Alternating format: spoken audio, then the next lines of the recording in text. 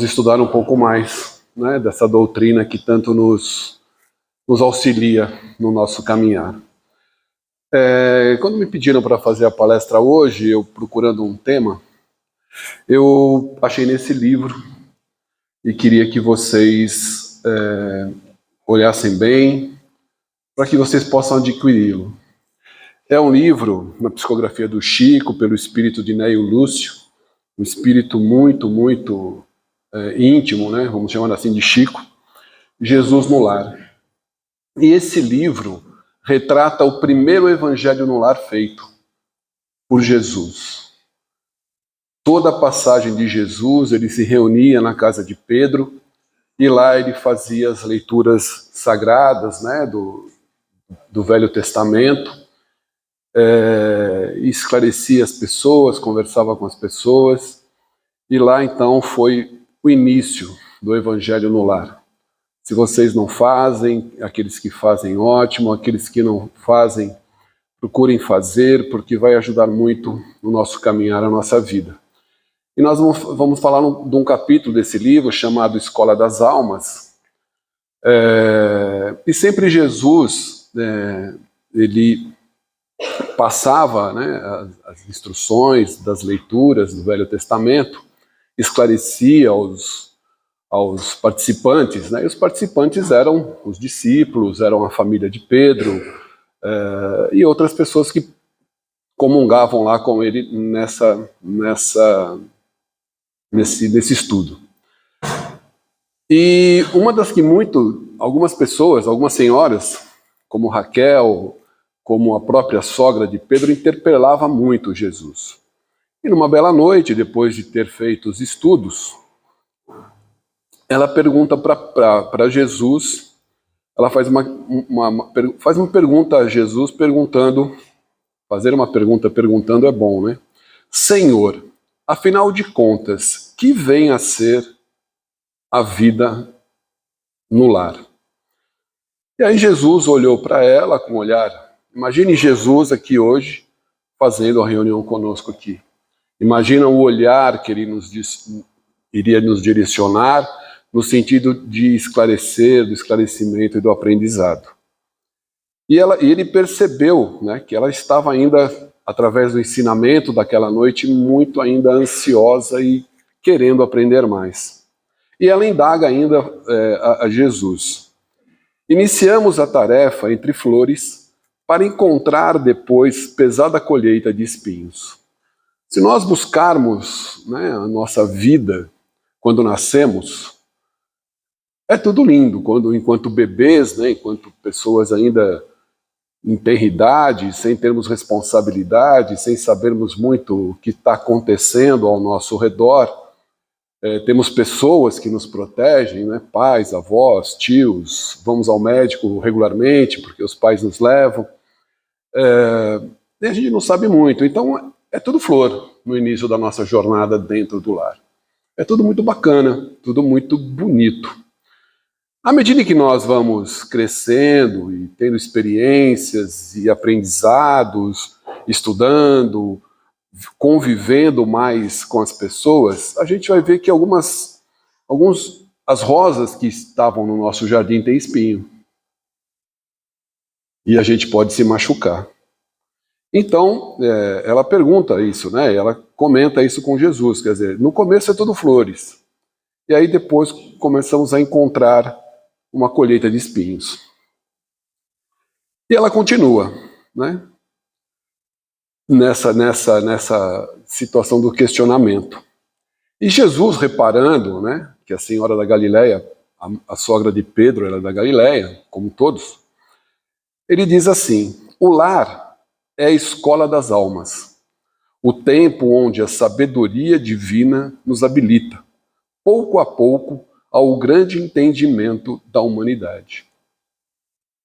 Então Jesus já nos faz entender nessa fala que o lar é o lugar em que nós nos habilitaremos para o entendimento da humanidade. É dentro do lar que dentro desse relacionamento do ambiente doméstico, é que nós vamos aprender a nos relacionarmos com a vida externa. Porque se eu não souber me relacionar dentro da minha casa, dentro do meu lar, dificilmente eu vou entender o relacionamento com a humanidade. E Jesus é bem claro: sabedoria divina é o templo onde a sabedoria divina nos habilita, nos ensina.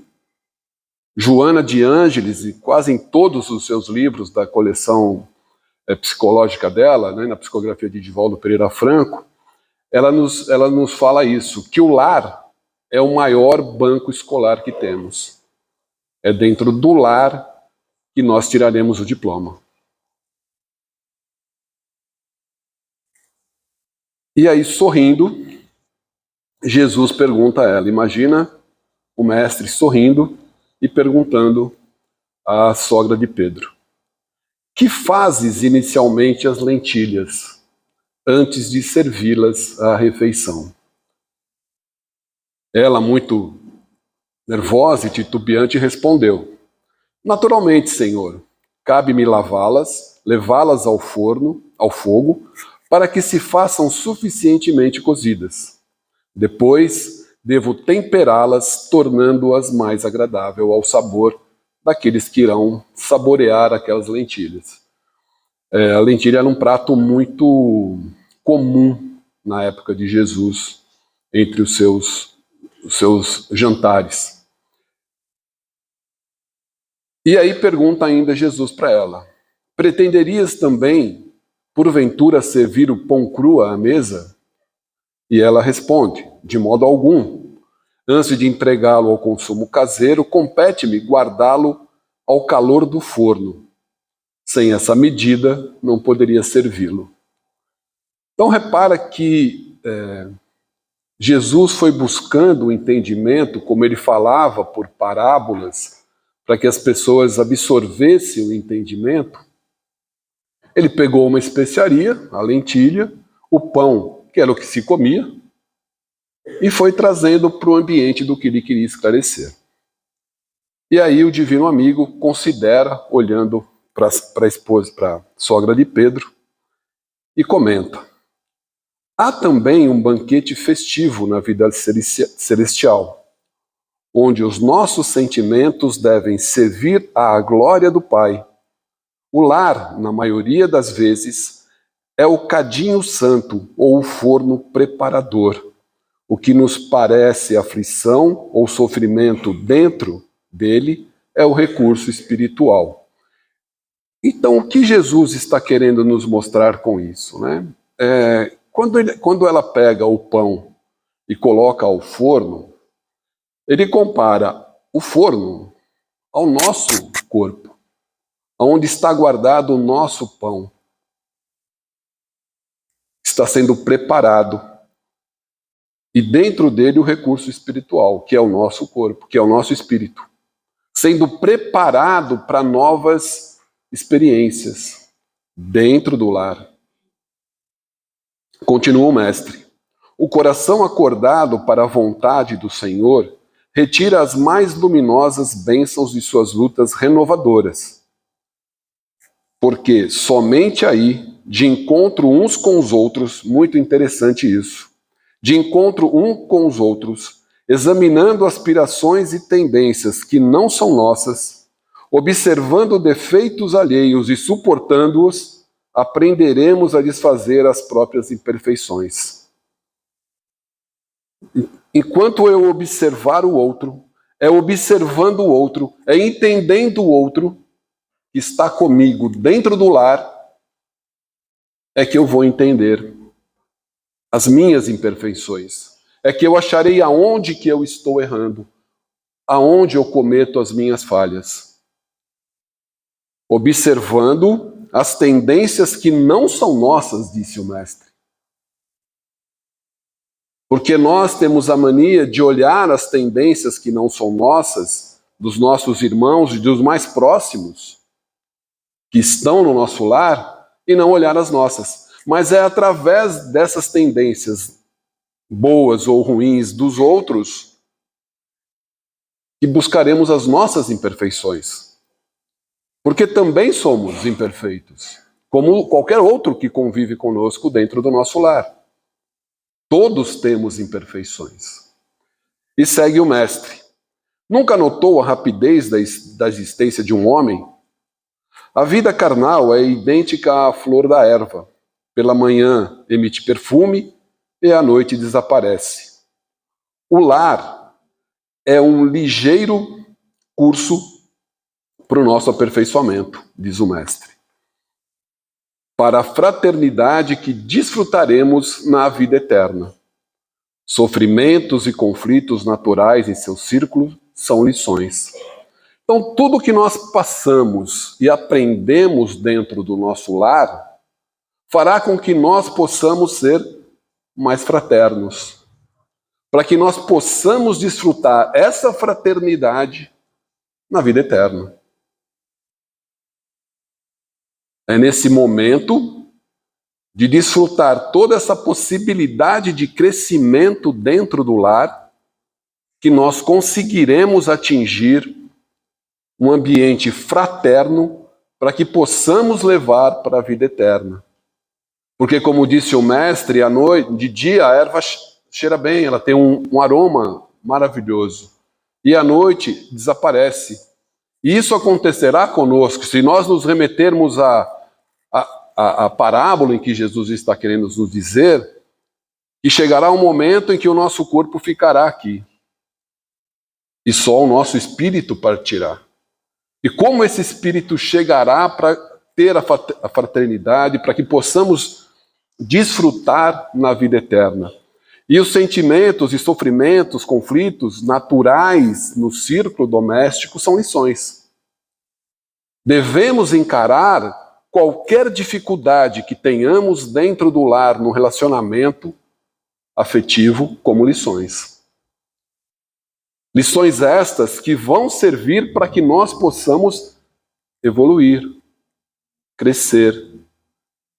Possamos ter, quando chegarmos à pátria espiritual, desfrutarmos desse momento com alegria, não com mágoa, não com arrependimento, de que não fomos próximos, não nos relacionamos da forma correta com os nossos próximos que convivem no lar. A sogra de Simão, escutando atenciosa, ponderou: Senhor, há criaturas, porém, que lutam e sofrem, no entanto, jamais aprendem. Será que conhecemos pessoas? Não, ela está falando há 2023 anos atrás. Será que conhecemos pessoas que lutam e sofrem e não conseguem melhorar? Por que será? Aí Jesus pensa, olha com muito carinho a sogra de Pedro e diz: O que fazes das lentilhas endurecidas que não cedem à ação do fogo?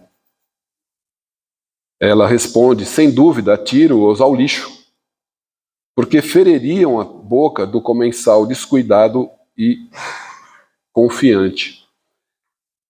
Mais uma vez, Jesus compara, trazendo a fala da sogra de Pedro, compara que se uma semente da lentilha estiver dura, ela irá machucar alguém, aquele que vai comer, porque a pessoa vai comer e descuidada e confiante que aquilo foi bem preparado, pode machucar a boca. As pessoas que convivem conosco no lar são assim. Elas confiam na gente. Elas esperam da gente o melhor. Tudo o que fizermos, elas vão achar que é o melhor. E confiante, elas podem se machucar num tropeço nosso. Se magoar por alguma atitude nossa. E aí Jesus, mais uma vez, pondera, com aquela tranquilidade, e diz: ocorre o mesmo, terminou o mestre, com a alma rebelde às sugestões edificantes do lar. Quer dizer, aquela alma que está sendo sugerida a se edificar dentro do lar e não o faz, ela terá suas consequências.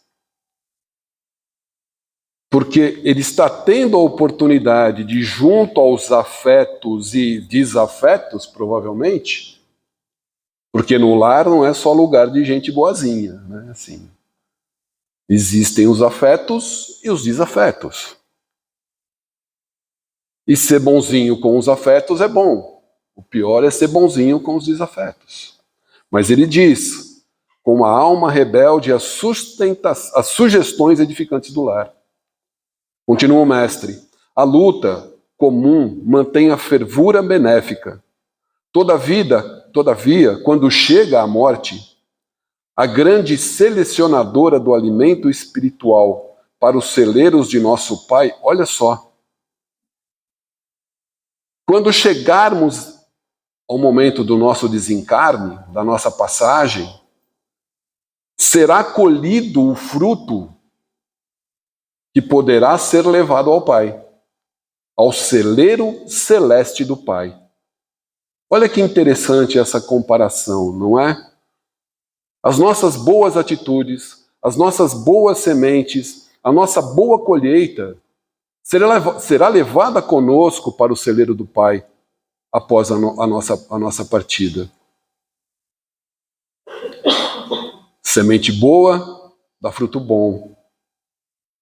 Então devemos saber o que plantar, escolher bem as sementes que estamos plantando junto aos nossos entes queridos.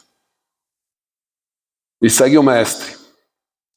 Os corações que não cederam ao calor santificante, quer dizer, o calor desse forno que é o nosso corpo físico, que conservou aquela sublimidade do nosso espírito, que aqueceu o nosso espírito, que serviu de ferramenta para que o nosso espírito pudesse estar aqui. Qual será a nossa interpretação? Pois não cederam ao calor santificante. Porque o pão lá no início, que a sogra do Pedro, que Jesus comenta com a sogra do Pedro, quando ele está no forno, ele deve sentir um calor danado, mas ele só vai ficar bom por conta do calor. E o nosso espírito só experimentará coisas boas quando passarmos por dificuldades. Porque serão lições, disse o mestre. E continua, dentro da qual foram conduzidos ao forno bendito da carne. Voltando a lembrar o mestre, que a carne é o nosso forno. Serão lançadas fora, a fim de permanecerem por tempo indeterminado na condição de adubo entre os detritos na natureza. Como a sogra de Pedro disse que jogaria no lixo as lentilhas que ficaram duras e não cozinharam, e jogou ao lixo, elas ficarão na natureza por tempo indeterminado. E isso acontecerá conosco também. Indeterminado não por conta de Deus ou pela injustiça de Deus. Indeterminado por nós.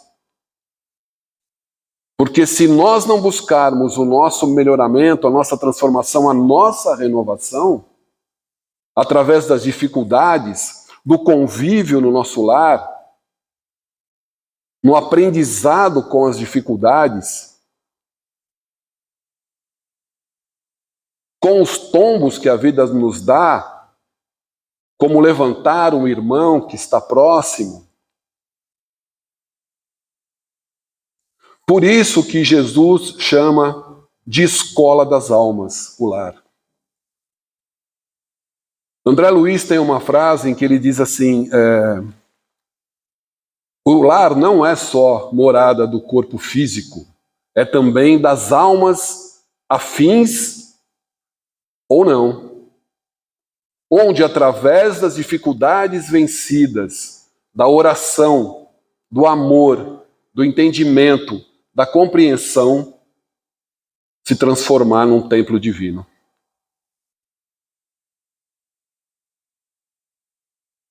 Porque o templo, a igreja, está dentro de nós. E se nós usamos amor, oração, perdão, bom relacionamento, o entendimento com as pessoas, lá estará. Joana, mais uma vez, ela diz que quando eu me transformo, o meu lar se transforma.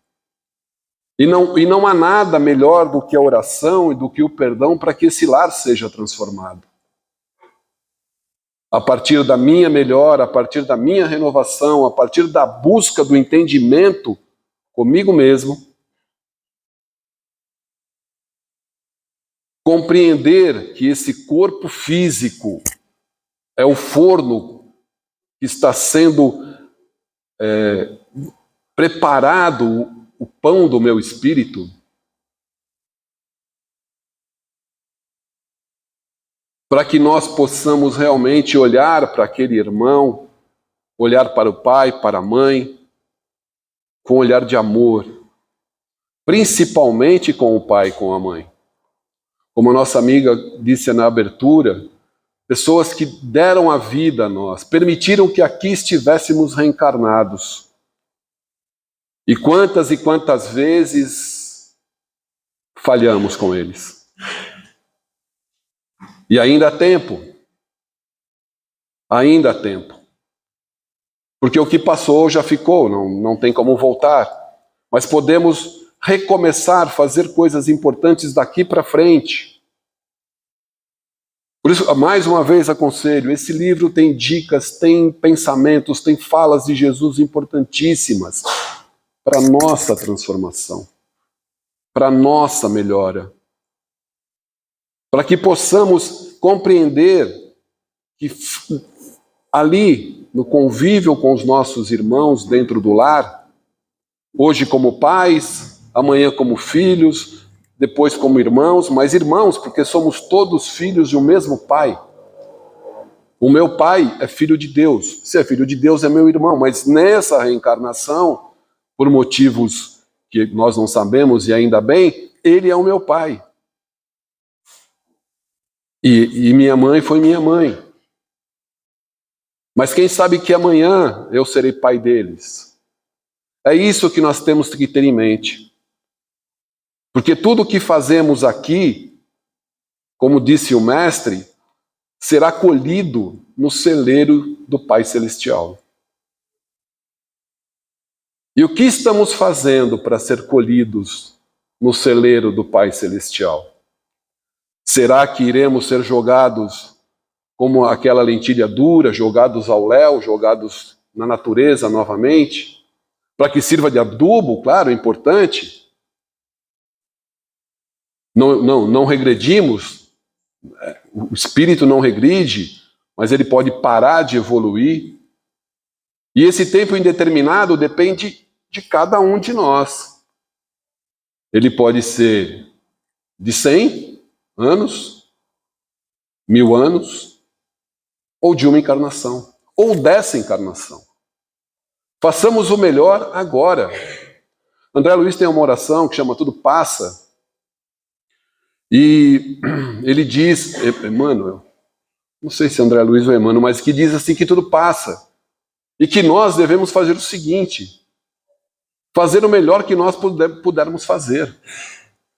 Faça o melhor que você pode fazer. Não importa o tamanho desse melhor. Porque quando for nos chamado à colheita, para habitarmos o celeiro do Pai Celestial, que possamos estar bens, que possamos estar na convivência do Pai, na convivência de Jesus. Perdoe. Olhe para aquele irmão que temos conflitos ou que temos dificuldade. Olhe, perdoa, ore por ele, ampare-o. Não importa o que aconteceu. Porque é dentro do lar que aprenderemos as maiores lições. Bezerra de Menezes diz assim: o Evangelho no lar é Cristo falando ao coração. O Evangelho no lar é Cristo falando ao coração, sustentando semelhante luz nas igrejas vivas do lar, teremos a existência transformada na direção do infinito bem. Então é dentro do lar, é através do lar, sustentando a sabedoria, sustentando o amor, sustentando o perdão, que nós subiremos ao infinito bem. Fiquem com Deus, obrigado, boa noite, paz e luz.